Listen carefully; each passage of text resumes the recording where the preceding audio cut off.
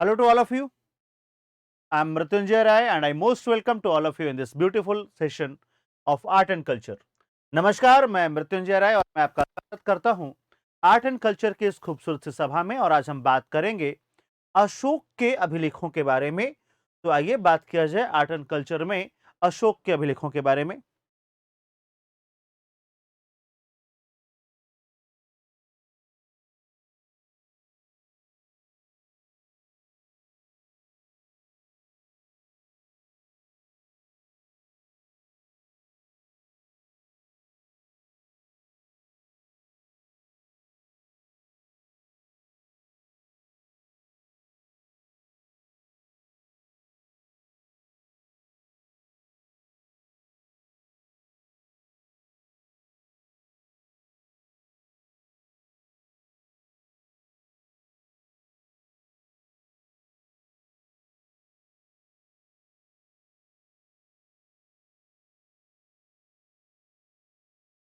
आइए, list of rock edicts, minor and major and pillar edicts of Ashoka's. हम लोग अशोक के तमाम सारे अभिलेखों की बात करेंगे कि कौन कौन सा उसका मेजर रॉक एडिक्ट्स है, माइनर है और पिलर इंस्क्रिप्शन है।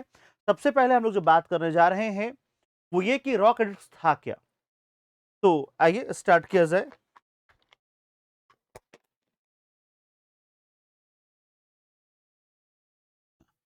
Rock edicts were basically decoding of the partially or particle instructions in running kingdom, such as the irrigation system, the design and the description of the monarch's beliefs in a peaceful and moral behavior.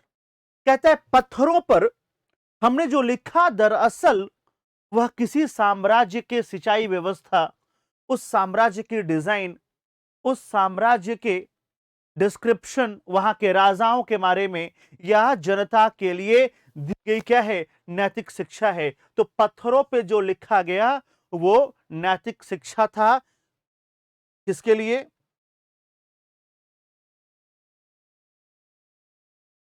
That was the moral behaviour. इसे हम कह सकते हैं कि वह पत्थरों पर लिखी गई क्या थी, नैतिक शिक्षा थी, मॉरल बिहेवियर था। What was that? Moral behavior. आगे कहता है these edicts were referred by the British archaeologist James Prinsep. James Prinsep ने सबसे पहले अशोक के अभिलेखों को पढ़ा था 1837 में।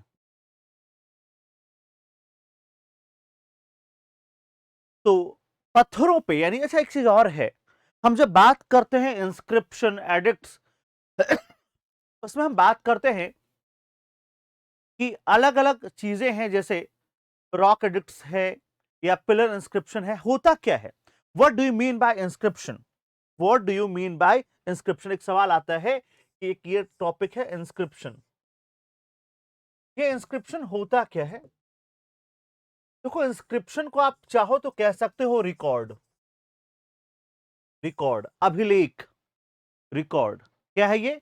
एक ऐसा रिकॉर्ड है, एक ऐसा अभिलेख है जो अलग अलग जगहों पे अलग अलग चीजों पे लिखा गया। जैसे if something is written for the permanent source or for the permanently, and that was the written upon the rock, that is the rock inscription.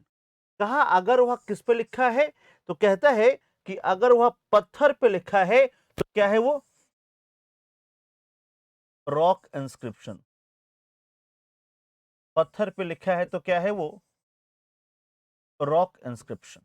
क्यों लिखा कहां है, पत्थर पे। पत्थर पे लिखा है तो क्या है वो, रॉक इंस्क्रिप्शन है, क्योंकि कहां लिखा है वो पत्थर, that was written upon the rock, that is the rock inscription. कहां लिखा है, पत्थर पे लिखा है, इसलिए क्या है उसका नाम, रॉक इंस्क्रिप्शन। अगर वो पिलर पे लिखा है, किसी पिलर पे लिखा है, तो उसको क्या कहा जाएगा, उसे कहा जाएगा पिलर इंस्क्रिप्शन, स्तंभ लेख। इसे हम कहेंगे शिलालेख, शिलालेख।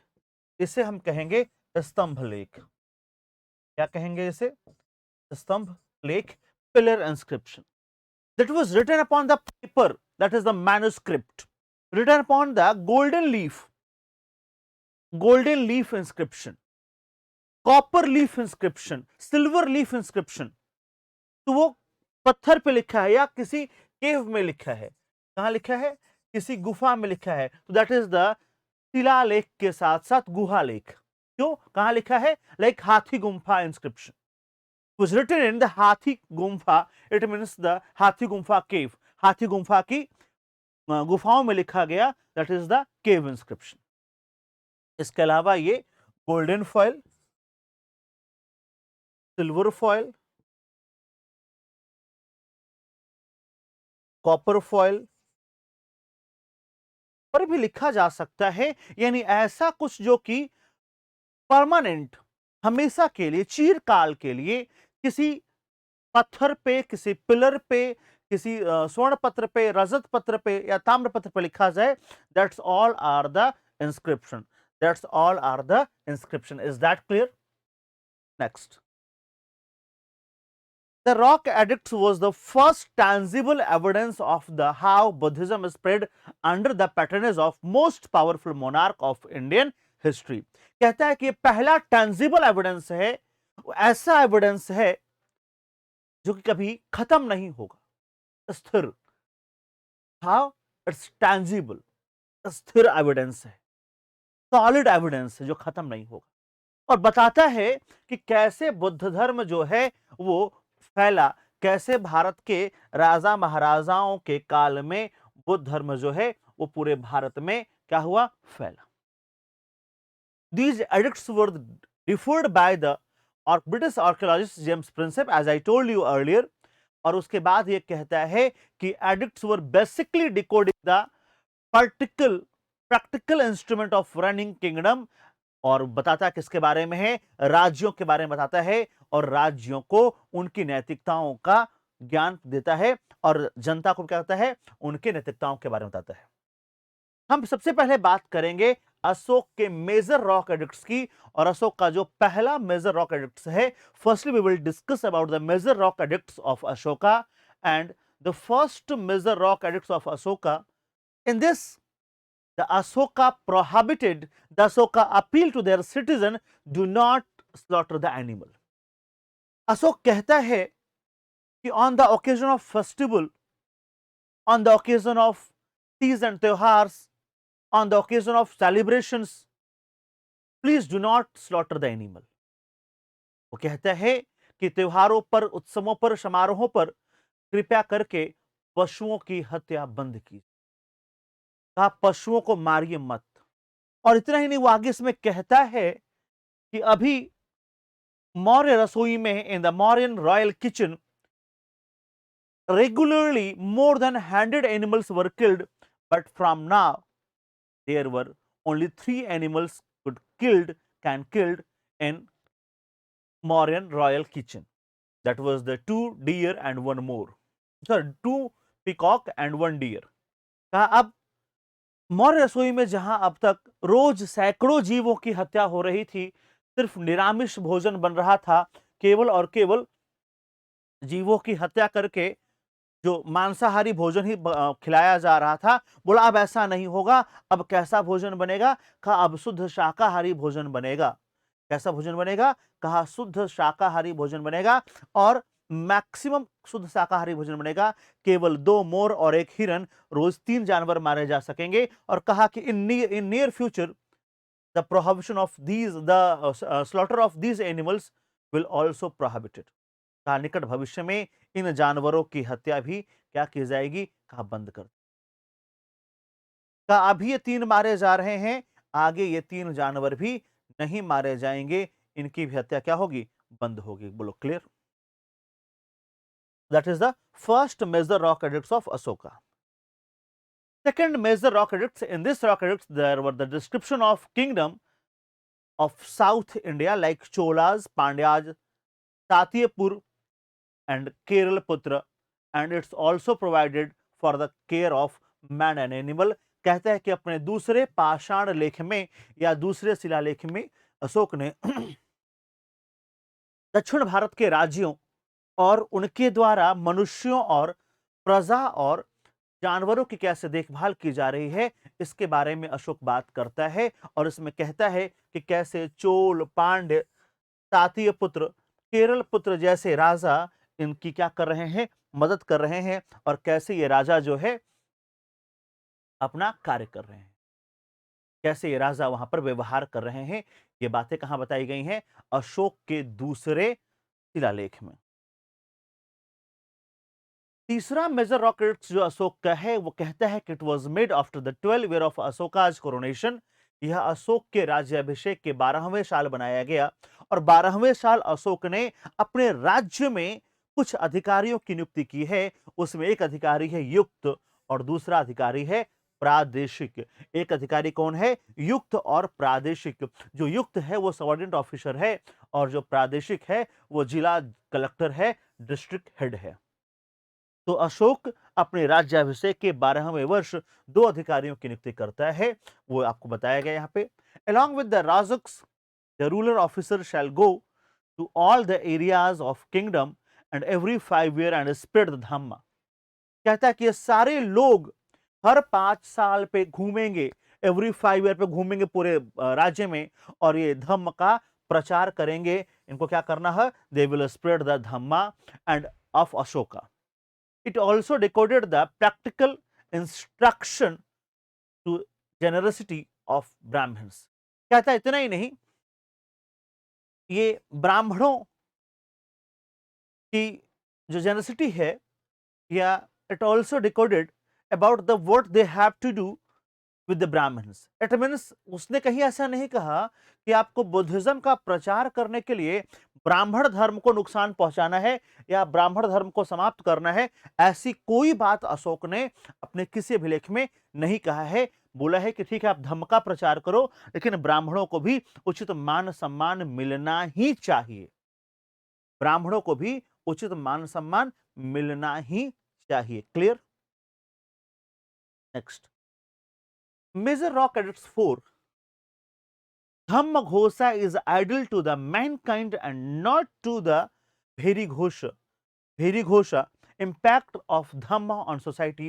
ये बात करता है इस चौथे डिक्ट में कि धम्म घोष यानी बुद्धम शरणम गच्छामि, धम्मम शरणम गच्छामि, संघम शरणम गच्छामि। The concept of Dhamma Ghosh, instead of war, instead of killings, instead of the human slaughter, instead of the battles, the series of battles, it is not good। the dhamma ghosh is better than the bheri ghosh।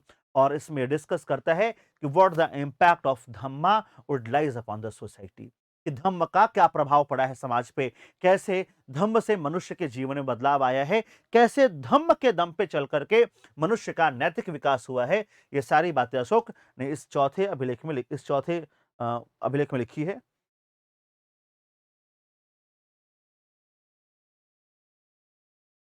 कहता है पांचवा अभिलेख, it states about the concern policy towards the slave and mentioned the appointment of Dhamma महामात्र।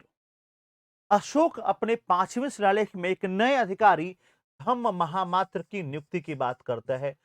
धर्म महामात्र या धम्म महामात्य, इसको आप चाहो तो ये भी लिख सकते हो, धम्म महामात्य। ठीक है, दैट इज द धम्म महामात्य।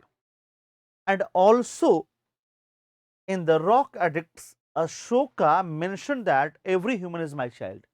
इसी में अशोक कहता है आगे कि प्रत्येक मनुष्य, प्रत्येक प्रजा मेरी संतान है। इसने धम्म महामात्रों की नियुक्ति की थी and Dhamma Mahamatras were the supervisor of people's behaviour. ये चेक करता है कि जनता का जो व्यवहार है वो कितना शालीन है, कितना सुंदर है, कितना बेटर है। इसलिए क्या होगा, धम्म महामात्र की नियुक्ति की जाएगी जनता के व्यवहारों को चेक करने के लिए, उनको जांचने के लिए। बोलो क्लियर है? फिर कहता है major rock edict 6, it describes kings desire to get informed about the condition of the people constantly। in other words, the talk about welfare measures।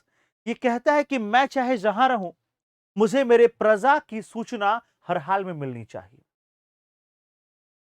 Ashok कहता है कि मैं चाहे जहां रहूं, और यही बात कौटिल्य ने आचार्य विष्णुगुप्त ने अर्थशास्त्र में कही है कि राजा के प्रतिवेदकों को, राजा चाहे जिस हाल में हो, बेडरूम में हो, वॉशरूम में हो, फर्क नहीं पड़ता है, उसे जनता की स्थितियों से अवगत कराते रहना चाहिए।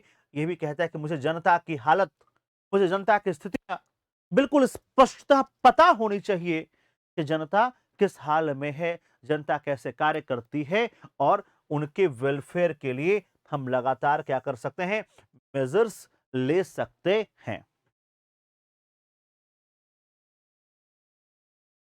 Major rock edict 7, it decoded the practical instruction of kings to tolerance of all religion। यहां पे साफ साफ तौर पे अपने 7वें विलेख में कहा है कि मैं सभी धर्मों के प्रति क्या अपनाऊंगा, पॉलिसी ऑफ टॉलरेंस, यानी हम सभी धर्मों के प्रति सहिष्णु रहेंगे। क्या रहेंगे, सहिष्णु रहेंगे। टू फोस्टर वंस वन,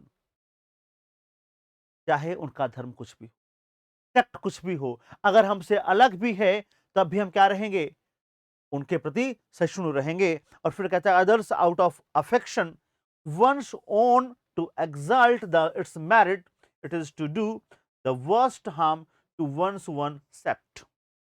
कहता है कि हम जनता के प्रति क्या रहेंगे, संवेदनशील रहेंगे, और उनके प्रति हम उनके नुकसान नहीं पहुंचे।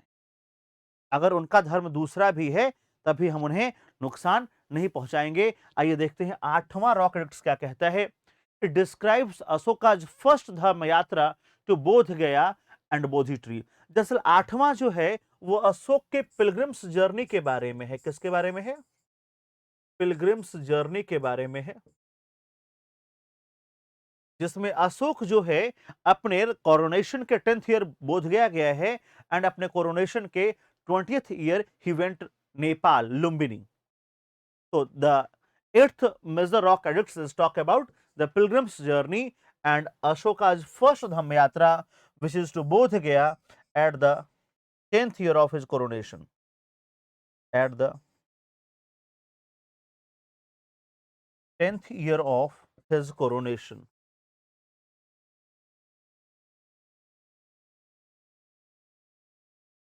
10th year of his coronation.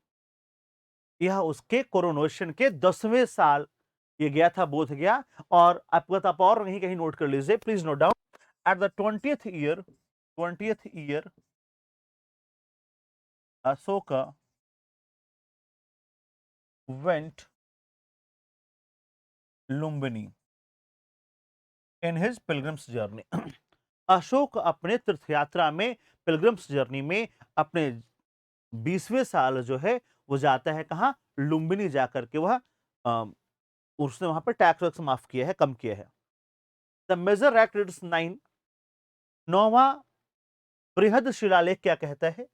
It condemns the popular ceremonies like ceremonies after the birth, illness, marriages and before setting out of the journey।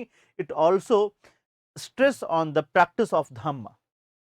ये कहता है कि ये जो सेरेमनीज हैं वो ठीक नहीं है, कंडेम करता, निंदा करता है कि जन्म के बाद उत्सव, बीमारी से ठीक हुए फिर उत्सव, ब्याह हुआ फिर उत्सव, यात्रा पे जा रहे हो फिर उत्सव। कहा ये सारे उत्सव धम्म के खिलाफ हैं, ये सारे उत्सव ठीक नहीं है, ये फिजूल की खर्ची है। यह मैक्सिमम टाइम पे मनुष्य को बहुत ज्यादा मॉरल होने और अत्यंत नैतिकता के साथ कार्य करने के लिए क्या करता है, प्रेरित करता है। कहता है बहुत ज्यादा आपको मॉरल होने की आवश्यकता है, और आपको बहुत ज्यादा क्या करना की जरूरत है, नैतिकता से कार्य करने की आवश्यकता है। ऐसी बातें करता है। Clear.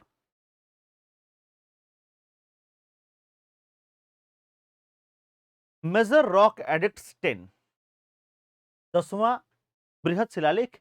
It condemns the fame and glory and reasserted the merits of the Dhamma policy. ये कहता है जो मान सम्मान है, जो विजय पताका है, वो सब ठीक नहीं है। कहा क्या ठीक है, कहा धम्म की नीति ठीक है, और धम्म की नीति पर चलने वाला व्यक्ति ठीक है, बाकी सब ठीक नहीं है।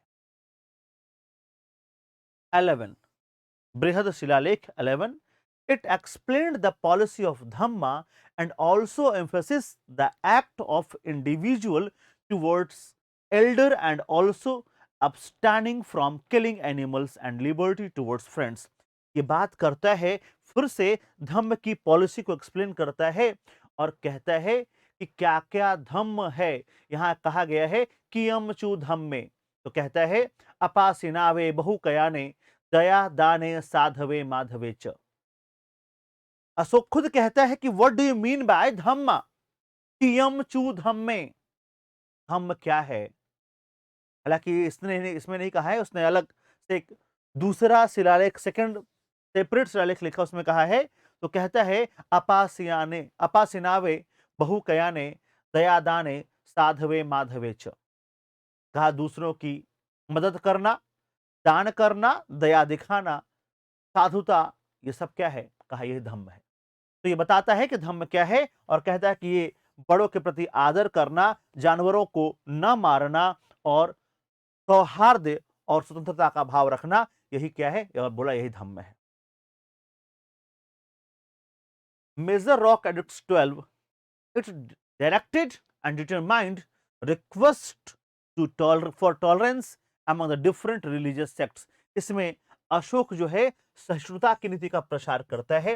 यानी ध्यान दीजिएगा, अगर आप मेंस लिख रहे होंगे तो अशोक की पॉलिसी जो है कैसी थी, वो टॉलरेंस की पॉलिसी थी। That was the policy of religious tolerancy. यह सहिष्णुता की नीति का प्रचार करता है, और यह कहता है कि आप चाहे किसी भी धर्म के हो, किसी भी संप्रदाय के हो, कोई फर्क नहीं पड़ता है, आप हमारे लिए क्या है, बराबर है। Major rock edicts 13, it is the paramount importance in the understanding the Ashoka's policy of Dhamma। ये बहुत इंपॉर्टेंट है। कई बार पूछा गया कि कलिंग युद्ध की जानकारी आपको कहां से मिलेगी, या धम्म की जो पहले जानकारी वहीं से मिलती है। यही जो है कलिंग युद्ध का वर्णन इसमें किया गया है। तो कहता है कि the major rock, it is the paramount importance in understanding the Ashoka's policy of dhamma. कहा अशोक की धम्म की नीति को समझने के लिए यह सबसे महत्वपूर्ण शिलालेख है। ये क्या है, सबसे ज्यादा इंपॉर्टेंट शिलालेख है। और कहता है this rock edicts pleads the way of conquest which is dhamma. कहा अगर जीतने की कोई कला है तो कहा क्या है, कहा धम्म विजय। ये तलवार के दम पे विजय की बात नहीं करता है, ये कहता है कि जीतने के लिए क्या चाहिए, कहा धम्म विजय। कहा इंस्टेड ऑफ वॉर, कहा रण विजय नहीं चाहिए, धम्म विजय चाहिए। This is logical culmination of the through process which begin from the first rock edicts। कहता है कि ये कहां पे लिखा गया है, कहा ये पहले रॉक एडिक्ट्स में लिखा गया है। कहां लिखा गया है, यह पहले रॉक एडिक्ट्स में लिखा गया है। ठीक है, और यही बात वो यहां भी कहते हैं। अगला है Major rock edicts 14, it describe the engraving of inscription in different parts of country। ये डिस्क्राइब करता है कि उसने देश के विभिन्न विभिन्न भागों में अलग अलग शिलालेख लिखा है। Other rock edicts and inscription of Ashoka, edicts 1, the Ashoka declared the people are all people are my sons। पहला पृथक शिलालेख है अशोक का, जिसमें वो कहता है कि सभी मनुष्य मेरे पुत्र के समान है। दूसरा शिलालेख को कहता है proclamation of edicts even to a single person. कहा कि प्रत्येक मनुष्य के लिए है उद्घोषणा की गई है, यह उद्घोषणा किसी व्यक्ति विशेष के लिए नहीं है, यह उद्घोषणा किसके लिए है, प्रत्येक मनुष्य के लिए है। और फिर एक तीसरा है रानी का अभिलेख, यह उसकी पत्नी कारुवाकी का इंस्क्रिप्शन है। And mention about the second queen of Ashoka. इसमें ध्यान दीजिएगा, यही एक अभिलेख है जिसमें कि अशोक की किसी पत्नी और उसके पुत्र का उल्लेख आया है। इसमें उसके पुत्र तीवर और तीवर की मां कारुवाकी का इंस्क्रिप्शन मिलता है। किसका मिलता है, तीवर और तीवर की मां कारुवाकी का उल्लेख मिलता है। बाकी अशोक के किसी अभिलेख में उसके किसी पत्नी और किसी पुत्र का उल्लेख नहीं मिलता है। सिर्फ महारानी का अभिलेख है, रानी का अभिलेख है, जिसमें उसके एकमात्र पुत्र तीवर और एकमात्र पत्नी कारुवाकी का उल्लेख मिलता है। उसके कई पत्नी और पुत्र थे। बराबर केव ये बिहार के गया में है। हाँ, मेरे जन्म स्थान के पास में ही बराबर की गुफाएं हैं। गया में मेरा जन्म हुआ है। was born in गया इन बिहार। तो ये जो है आजीविकों को बराबर की गुफाएं दी हैं अशोक ने, उसका यहाँ पे डिस्क्रिप्शन मिलता है। और फिर कहता है कि बाइलिंगुअल रॉक इंस्क्रिप्शन है, कई भाषाओं में रॉक इंस्क्रिप्शन है, पाषाण लेख हैं, जो अशोक की पॉलिसी के ग्रेटिफिकेशन को दिखाता है, जो उसके महानता और उसकी समृद्धि को दर्शाता है। इसके अलावा अशोक के 7 पिलर इंस्क्रिप्शन भी हैं, अशोक के 7 स्तंभ लेख भी हैं, और आइए उनके बारे में बात करते हैं। अशोका's 7 pillar edicts have been found at Topra, Meerut, Kaushambi, Rampurwa, Champaran and Mehrauli. Minor pillar edicts have been found at Sachi, Sarnath, Rummindei and निगाली सागर। सांची, सारनाथ, रुम्मिनदेय, निगाली सागर। ध्यान देना, ये जो सारनाथ का अशोक का वो है, वो लायन स्तूपा है या लायन पिलर इंस्क्रिप्शन है, लायन स्तंभ है। वही हमारा नेशनल एम्बलम है, वही हमारा क्या है, नेशनल एम्बलम। एक बात और ध्यान दीजिएगा कि जो रुम्मिनदेय इंस्क्रिप्शन है, ये एकमात्र इंस्क्रिप्शन है जो इकोनॉमिक है, इकोनॉमिक इंस्क्रिप्शन।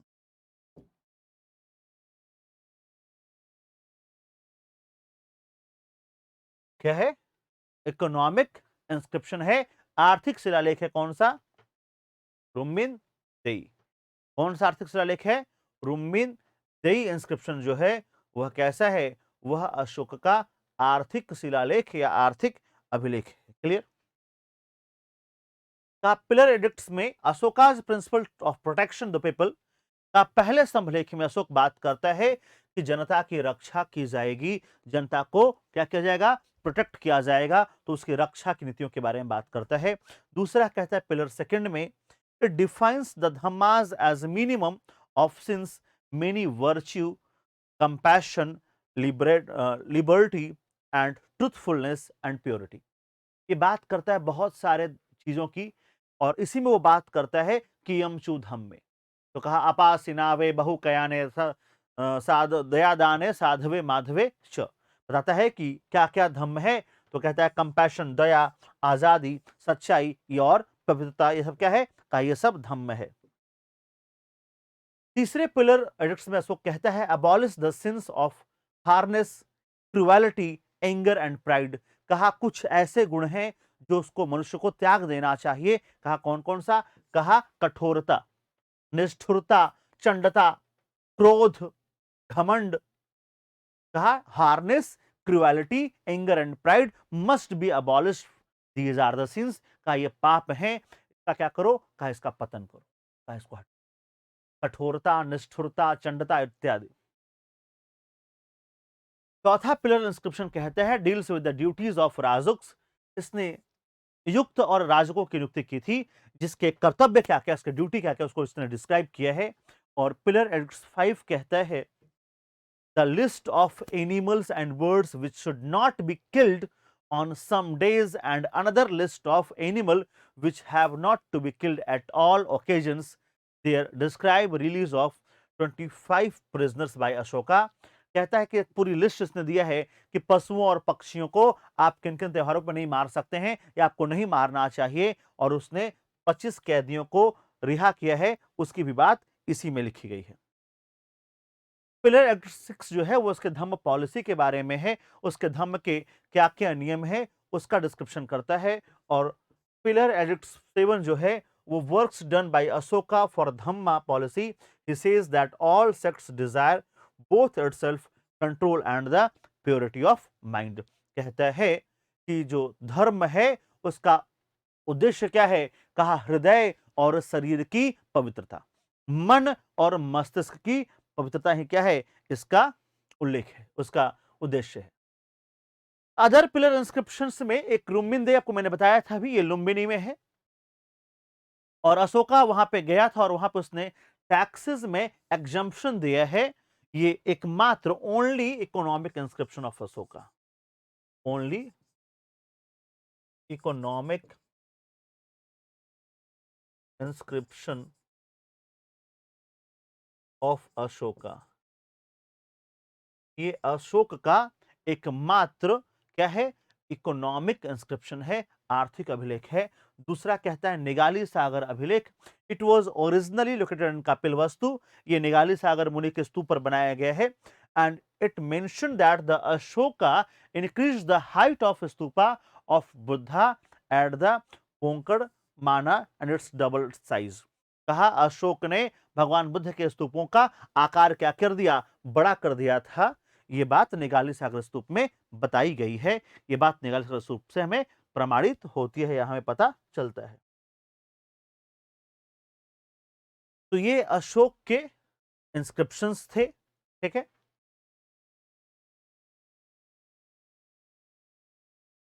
हाँ। और यहां पे अशोक के इंस्क्रिप्शंस, अशोक के मेजर इंस्क्रिप्शंस और प्लेरेट्स समाप्त होते हैं। तो I know and I willing to thanks to all of you for your love and support. बहुत जल्दी से आपने हमारे चैनल को ऊंचाइयों तक पहुंचाया, इसके लिए मैं धन्यवाद देता हूं। Thanks to all of you for your love and support, and I appeal to all of you once again, please do subscribe, comment, like, share, and thanks to all of you for your love and support. Jai Hind.